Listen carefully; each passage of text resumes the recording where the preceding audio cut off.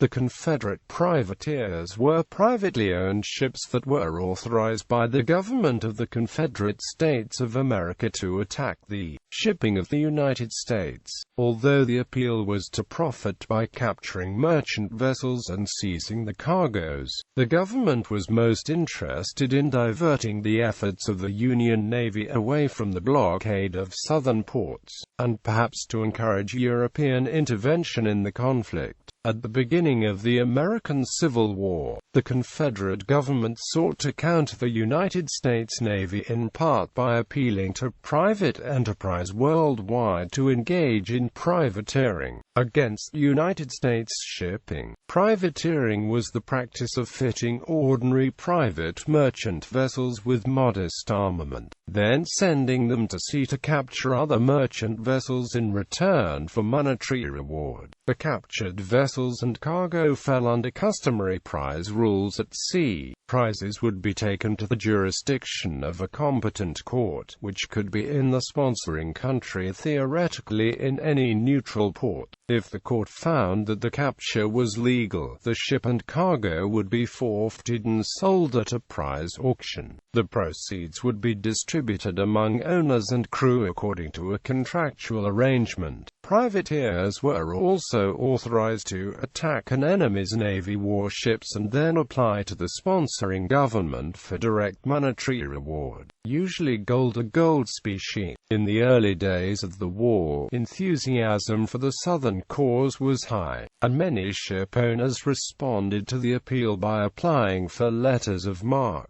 Not all of those who gained authorization actually went to sea, but the numbers of privateers were high enough to be a major concern for U.S. Secretary of the Navy Gideon Welles. Many ships of the Union Navy were diverted from blockade duty in efforts to capture privateers. Most of the privateers managed to remain free, but enough were caught that the owners and crew had to consider the risk seriously. The capture of the privateers Savannah and Jefferson Davis resulted in important court cases that did much to define the nature of the Civil War itself. Initial enthusiasm could not be sustained. Privateers found it difficult to deliver the captures to Confederate courts, and as a result the expected profits were never realized. By the end of the first year of the war, the risks far exceeded the benefits in the minds of most owners and crews.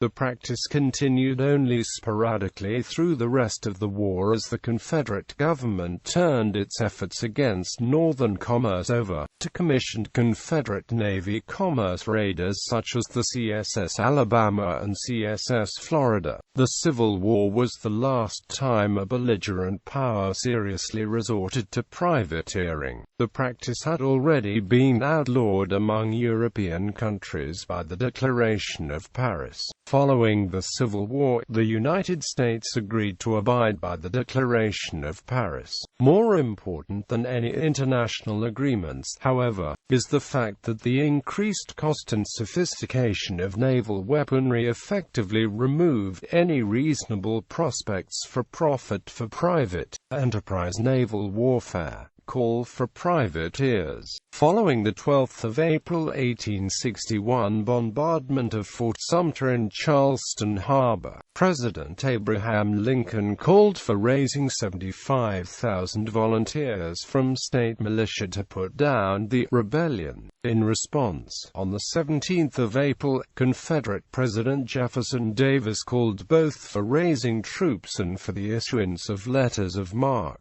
Although the federal government had only 42 warships in commission, and many of the best were laid up as unserviceable or distributed widely around the world, the Confederate States had almost nothing to offer in opposition.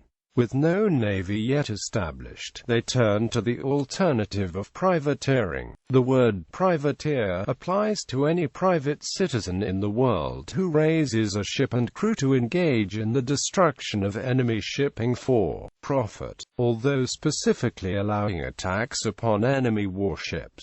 Privateers are typically amateurs employed against commercial shipping because armed Navy ships are more likely to fight back effectively. Privateering is authorized by the issuance of letters of marque and reprisal by a sponsoring government. It was explicitly allowed by the Confederate Constitution, the words of which were copied almost directly from the American Constitution, with a mission to prey upon commercial vessels of the enemy. The pay would consist of the value of seized ships and cargoes, also known as prizes, less legal costs. Two benefits would accrue to the Confederate government. The disruption of commerce might persuade the European nations to pressure the North to end the conflict, and it would also force the North on its own to ease the expected blockade in order to chase down the privateers. When the war began, legitimate privateers could legally clear prizes in neutral ports, which were literally worldwide. Therefore, privateers were a credible threat to the national security of the United States, whereas if the Confederate States could tie up the Union Navy in the protection of northern shipping, any blockade, which was expected but not yet declared, would be at least mitigated, and the Southern Confederacy would be seen as a new world power to be respected. Prior to the hostilities between the North and South, the majority of European maritime powers had declared the practice of privateering to be illegal by the Declaration of Paris. According to the treaty, privateers of signatory nations were strictly illegal, and if caught they could be seized by the ships of any other signatory nation and tried in the nation's courts. However, they were not exactly the same as pirates. Privateers enjoyed limited legal status if they did not murder and if they behaved generally according to the laws of the sponsoring non-signatory government. Thus acting, they were not subject to the death penalty as if they were rogue buccaneers. True piracy was a crime everywhere, and the death penalty for piracy was accepted worldwide. In 1856, the United States had declined to ratify the Declaration, or Treaty, of Paris in order to preserve the rights of a smaller fledgling nation against the larger maritime powers of the day. Now Lincoln wanted exactly the same protection against privateers as the European powers did in 1856, which the United States had denied. As a non-signatory of the treaty, Lincoln could have legally raised a call for privateers himself, but he had much to lose by engaging in the practice because it could have stirred the wrath of the greatest maritime powers on earth, Great Britain, France and Spain, whom he wished instead would join in condemnation of the Confederacy as an illegal government. The Confederate States had little to lose and much to gain if they could neutralize the United States Navy and force the world to see them as a respectable world power. Surely, they believed, recognition of Southern sovereignty would follow. When the Civil War broke out, it was clearly in the interest of the Lincoln government to suppress privateering, and Lincoln tried belatedly to make the United States a signatory of the treaty, which was denied by the Europeans. However, if Lincoln wanted any respect or cooperation by the British, he would have to observe all the rules of the treaty and not resort to privateering himself. Great Britain, the primary sponsor of the Treaty of Paris, would not abide by the death penalty for privateers, perhaps especially because British subjects aboard Southern privateers might face prosecution in American courts on trumped-up charges of piracy. If the previous signatories had accepted American entry into the scope of the treaty, it would have meant that they were taking sides in the rebellion. Rather than do so, they insisted that the United States should get its own house in order first. The governments of the treaty participants, perhaps in following Britain's lead, proclaimed the neutrality and accepted the blockade without recognizing the sovereignty of the Davis government except as a de facto belligerent, the same as the United States, while continuing to recognize the Lincoln government as the legal American government, and Lt. No Need for Glory, Regis Courtemanche, p. 18-19 and gt. Nevertheless, the status of belligerent gave the seceding states invaluable practical rights almost equal to being recognized as a nation. Recognized belligerents had certain rights such as securing foreign loans, purchasing foreign arms and the use of neutral ports as harbors of refuge and repair for warships. By an odd twist in the 1856 treaty, the privateers of a belligerent power who had not signed the treaty also had the right to clear the prizes in neutral ports. Great Britain, followed by other signatory nations, quickly revoked that right on May 13, 1861, with a proclamation by Queen Victoria declaring neutral ports across the empire to be off-limits to prize clearing. British neutrality was taken initially by Lincoln to be openly hostile to the United States because of the implied recognition. However, Lincoln was actually handed a triumph to his own foreign policy. The modified British policy actually worked to the advantage of the federal government because it meant that British, French, and Spanish prize courts, including those in colonies in the Caribbean, were closed to privateers. They would therefore, in order to make good the prizes, have to take them into Confederate seaports for adjudication. Lincoln was suddenly spared of having to spread his navy beyond impossible limits, and he could concentrate on the blockade.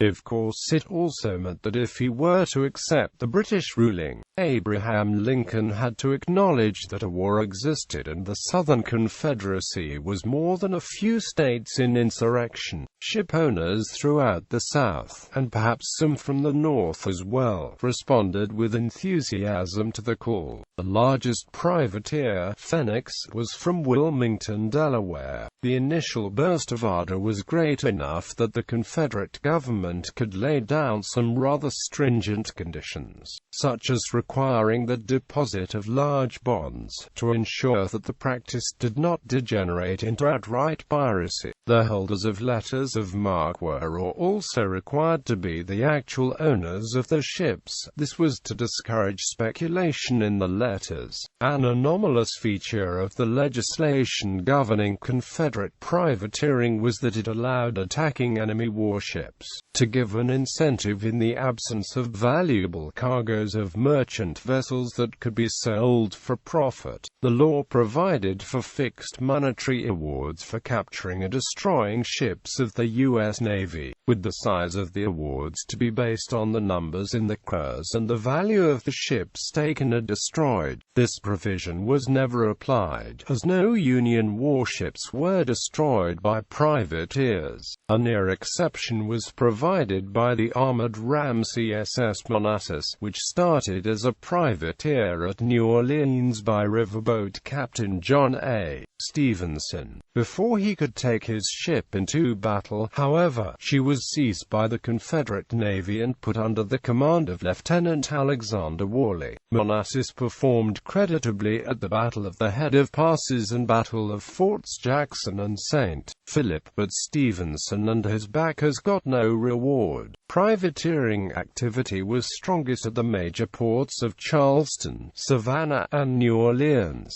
and off the North Carolina coast where the trade of northern cities with Caribbean and South American countries made use of the Gulf Stream to speed the northward voyages. The first capture of the war was made on the 16th of May 1861, when the bark Ocean Eagle was taken by privateer J.C. Calhoun at the mouth of the Mississippi River. Ocean Eagle was registered in New England, so the capture was legal, but it is not clear that it aided the South, as she was carrying her cargo of lime to New Orleans. by disrupting the New Orleans trade. The privateers that actually aided the blockade. Privateering activity near Cape Hatteras, on the coast of North Carolina, was particularly irksome to the Union. Because of privateers, many northern shipowners either dropped out of the Caribbean trade or transferred the registry to Great Britain to sail under the protection of the British flag. Insurers pressured the federal government to defend their interests. In response, the Union sent a combined Army-Navy expedition to take possession of 2 Confederate forts at the Hatteras Inlet. This was the first reclamation of seceded territory by the Union, and was also the first notable Union success of the war. Confederate privateering was not as minor as many retrospective analyses have claimed. It posed the first threat to national security because it had the potential to have instantly put more hostile ships at sea than the U.S. Navy could effectively suppress, while also striving to enforce a blockade. Furthermore, it resulted in Lincoln's first proclamation of a blockade, the first internationally recognized act of belligerence on his part, which helped to nudge the war into international waters, and it produced the first Union strategy for the conduct of war. President Lincoln's Secretary of the Navy, Gideon Welles, ordered the blockading squadron to secure the primary privateering ports of the South, which was accomplished quickly by joint Army-Navy actions against Forts Hatteras and Clark at the inlet to the NC Sounds, Forts Beauregard and Walker at Port Royal Sound, and Ship Island near New Orleans, all by the end of 1861, while other military efforts, that is, purely Army efforts, stalled.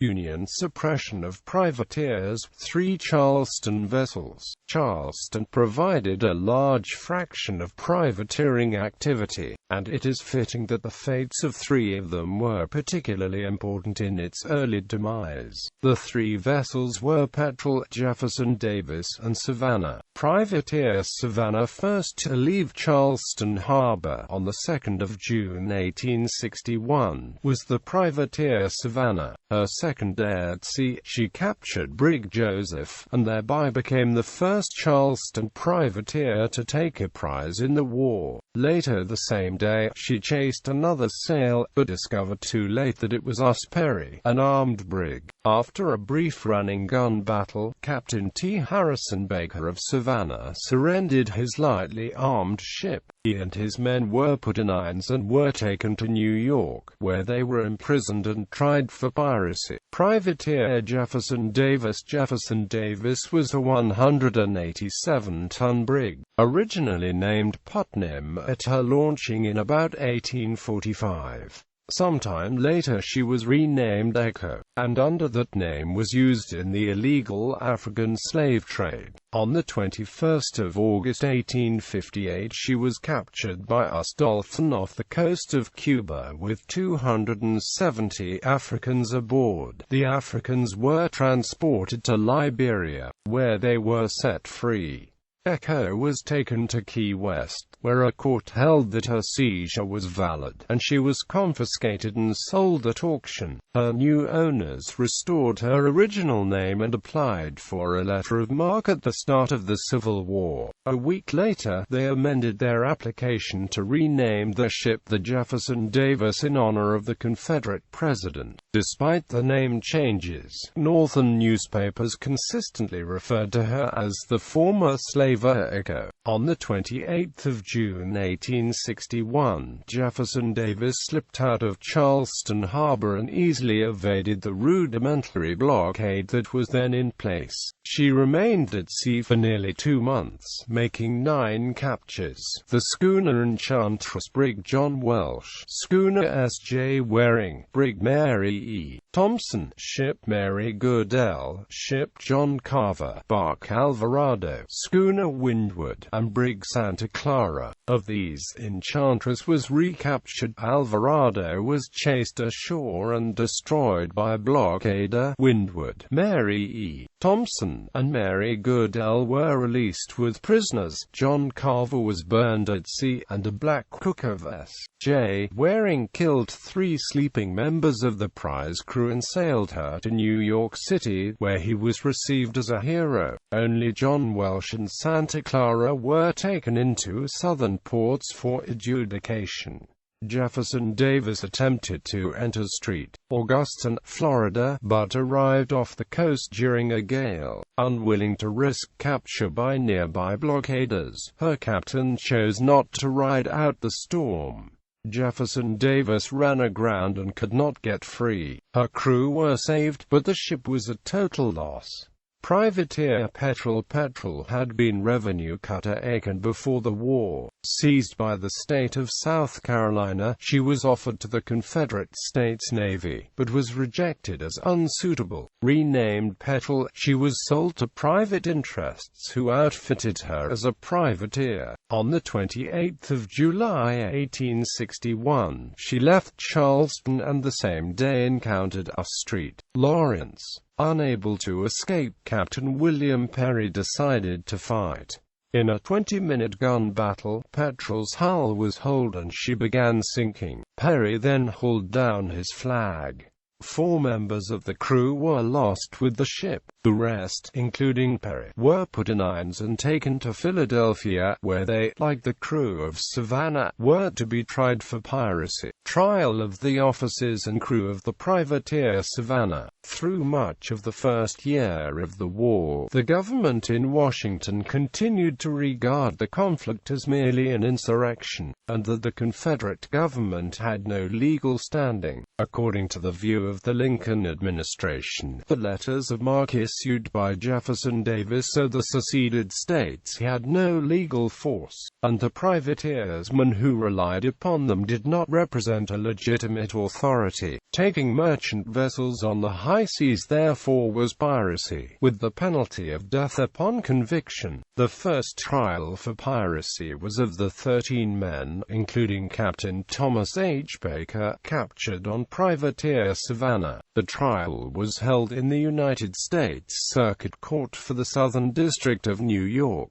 It began on the 23rd of October 1861, and from the start attracted wide public notice. The mere fact of the trial drew outrage in the Confederacy, where the government threatened retaliation, life for life, to increase pressure on Washington. The prisoners of war who would have been executed in retaliation were selected and the names made known. The trial went to the jury on the 7th day, but the next day the jury announced that it was deadlocked. The prisoners were sent back to prison to await a second trial. The United States government, however, had decided that it would no longer press the charges. The 13 men would not be regarded as pirates, but as prisoners of war. They later were exchanged. The decision in effect meant that Washington was conceding the rights of belligerency to those who took up arms against it at sea. The end of privateering. With the examples of Petrel, Jefferson Davis, and Savannah before them, ship owners realized that privateering was no longer profitable, and the practice soon died out. Some privateers sailed during the remainder of the war, but none had even the qualified success of Jefferson Davis. The reason for the demise was not purely economic. Privateering represented a decentralization of power that was inconsistent with both technology and the evolution of the modern state. It fell victim to changes, steam power and gunnery in ships, more rapid communications that enabled greater central control, and the increasing reluctance of governments everywhere to relinquish power. It was this last that doomed privateering, according to Robinson. the primary modern historian of the Confederate privateers. His opinion is echoed by Lew Raggi. The effort of the Confederate government turned from privateers to the regularly commissioned raiders, which had spectacularly more success in attacking the northern mercantile fleet. Long before the war was over, privateering could be evaluated, and clearly it was of minor importance. Only a handful of vessels fell victim, and these were balanced by losses of the privateers themselves. Two attempts at privateering on the West Coast, the J.M. Chapman plot and that of the Salvador pirates, resulted in capture and trials for piracy. Bibliography: Lew Raggi, Raimondo, A History of the Confederate Navy. Naval Institute Press, 1996. ISBN 1-55750-527-6. Robinson, William Morrison, Jr. The Confederate Privateers. Yale University, 1928. Reprint, Univ. of South Carolina, 1990. Soley, James Russell, The Blockade and the Cruises. Charles Scribner's Sons, 1883. Reprint, Bluey and Gray Press, N.D. Tucker, Spencer C. Bluey and Gray Navies, The Civil War Afloat. Annapolis, Naval Institute Press, 2006. ISBN 1-591148820. Warburton, A. F. Trial of the officers and crew of the privateer Savannah, on the charge of piracy, in the United States Circuit Court for the Southern District of New York, Hon. Judges Nelson and Shipman, presiding. Reported by A. F. Warburton, stenographer, and corrected by the Council. Washington, Government Printing Office, 1862. Reprint, Kessinger, 2006. ISBN 1-4286-5226-4, ISBN 978-1-4286-5226-2. Official records of the Union and Confederate navies in the War of the Rebellion. Series 1, 27 volumes. Series 2, 3 volumes. Washington, Government Printing Office, 1894–1922. Further information. Dictionary of American Naval Fighting Ships, p. 584, Appendix 2, Annex I. Privateers commissioned by the Confederate States Government. Civil War Naval Chronology, 1861–1865, Appendix A. List of privateers and their captures. Illustration of encounter between St. Lawrence and privateer Petrel. Illustrated account of recapture of S.J. Waring by William Tillman. Illustration of privateer Savannah after capture.